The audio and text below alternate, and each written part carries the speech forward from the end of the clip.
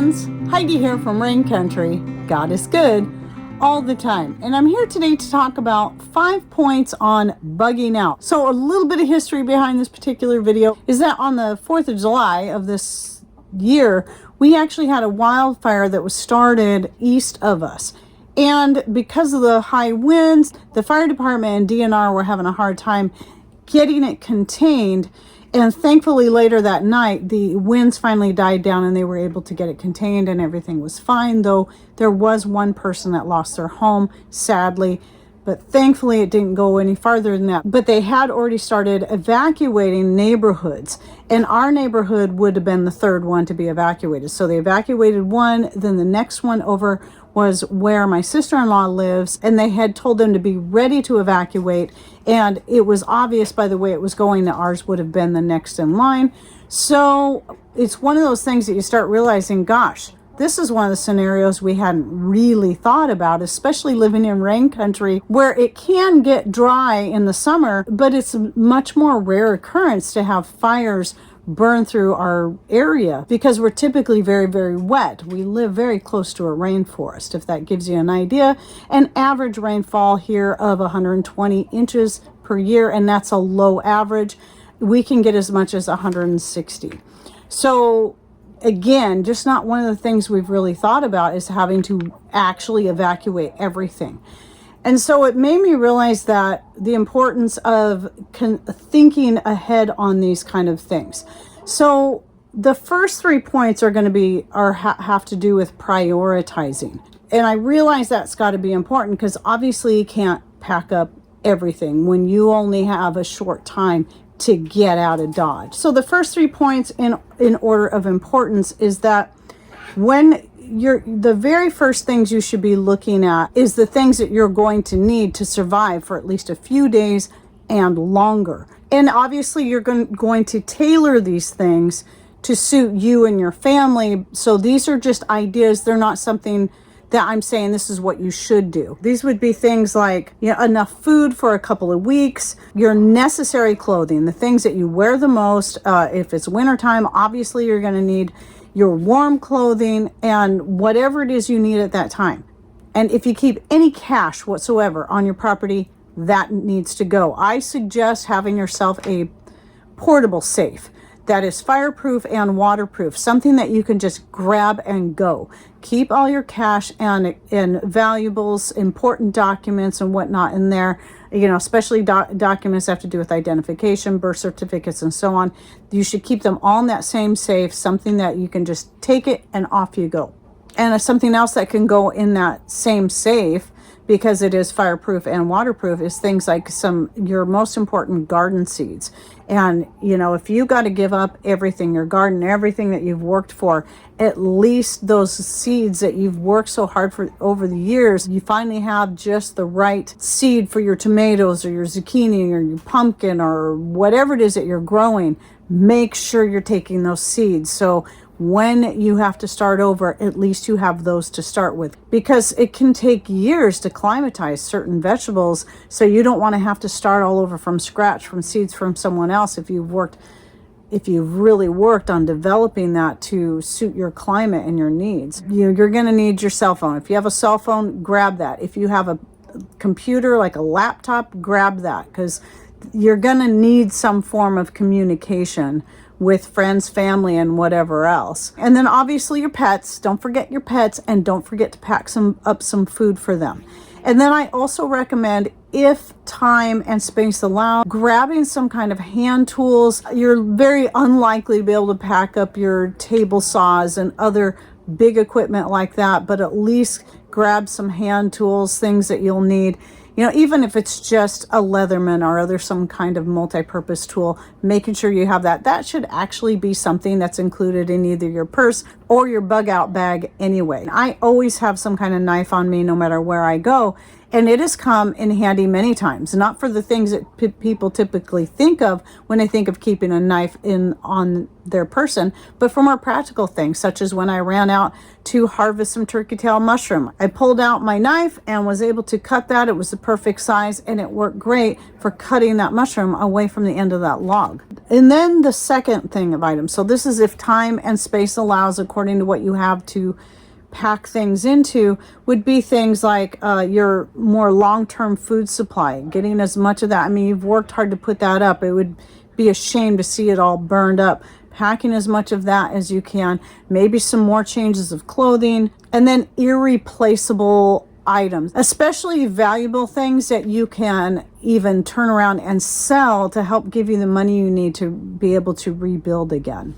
And then the last item as far as order of prioritizing, and the third point would be frivolous items. Most of that stuff is going to be left behind. But if time and space allow, if you have certain things that are really important to you or really that you know will be useful to you, then you can start looking at putting those things in there. I don't have a specific list of those frivolous items, but that's of course going to be very much tailored to you, your family, and what it is you really think you would like to take with you. And then coming back to point number one, I meant to mention farm animals. If you're on a farm, most people are not going to be able to pack up their farm animals and take them with them. And so don't forget to at least open everything up so your farm animals at least have a chance to escape to safety. You may never see them again, and they may still return after danger is past. But at least give them the chance to be able to save their own lives in that case. Don't forget about those, because I was kind of faced with that, and I'm like, what about my chickens? Well, I would definitely open everything up so they could get out and get to safety, because we would not be able to haul them all with us. Okay, point number 4 is bug out bags. So I always recommend people have some form of a bug out bag or a go bag. For us, it's more about keeping items in our rigs. So if we're out somewhere and we realized, oh, I need this, that, or the other thing, or maybe we get stranded somewhere, maybe we get stuck in traffic going somewhere that was unexpected and we're hungry, we got something to eat, always make sure you have something on hand. And I'm not going to go through all the details of the kind of things you should be putting in your bug out bag, or at least you should be considering. Again, it should be tailored to you and your family's needs. But I will link you back to that full series I did a couple of years ago on the kind of things that I pack. And I have, the reason it's a series is because I have a series of different bags. And to put it all in one video would have been really long. So I'll link to the full series down below. I think I ended up calling the series On the Go Preparedness. But these are things, if you already have that, even if you have to just jump in the rig and leave, at least you have something. At least there's something there.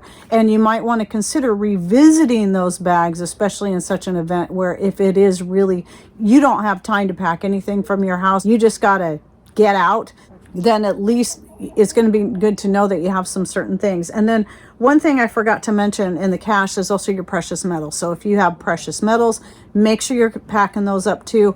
Those are something I would say keep in that same safe along with your documents and your cash. And point number 5 is making sure you have places to escape to. And you should have a couple of different places, one on each side of the town. So for us, we have friends that live on one side of the town, and then we have a couple of pieces of property on the other side of town. The closest piece of property would not have been a place for us to bug out to, because it still would have been literally in the line of fire. But the other place would have been far past that, and we could have gone that way as long as the fire didn't block off the road. If we couldn't go that way, then we have our friends on the opposite side of town that are well outside of town. So they invited us, in fact, if we needed to go out to their place. So consider family, friends, and make sure you're working with them, that if something happens, and make sure that the invitation is open both ways too, that if something happens and you got to get out of your place because of a fire or whatever it is that's happening, that you have some place to go to. And again, I highly recommend trying to have 2 different places that you can go to, and making sure those same people know that if the tables were reversed, they're welcome to come stay with you if they need to get out of their own place.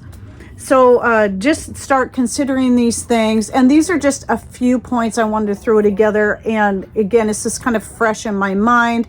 And I have a lot of work to do on our list to really think about what's the most important things that we need to pack up and go, but at least we know where we can go. And for us, by the way, I wanted to throw this in there. This is obviously not going to be the case for everyone, but for us, we do have a box truck that has a lot of space in it. So there's quite a bit that we could pack up in pretty short order. I didn't get this part written down, but I meant to say it. When it comes to your food, I highly suggest already having maybe some boxes of lightweight food, be it dehydrated, freeze dried, or whatever it is, even if it's store-bought.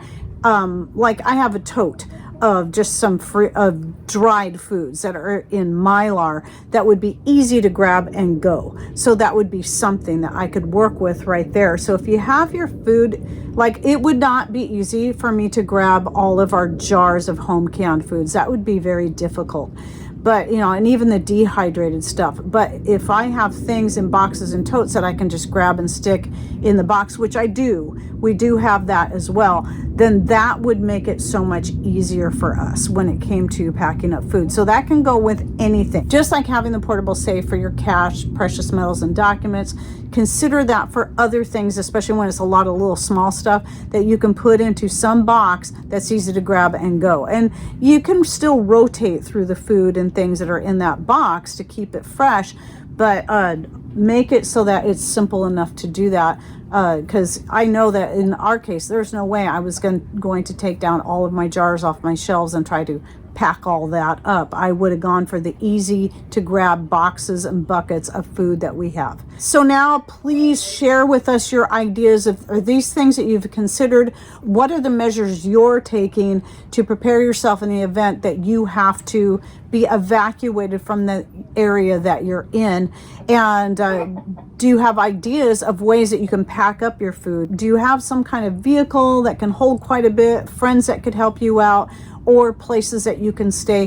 Whatever thoughts, ideas that you would like to share, some added information, please put those in comments down below, because I'm sure I can get some great ideas from you, as well as the many other people that will be watching this video and reading through your comments down below. And this may even work into another video where I share some more ideas thanks to the comments that I know I'll get from other people.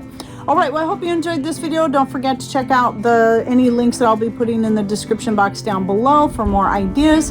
And thanks for watching. Take care and God bless.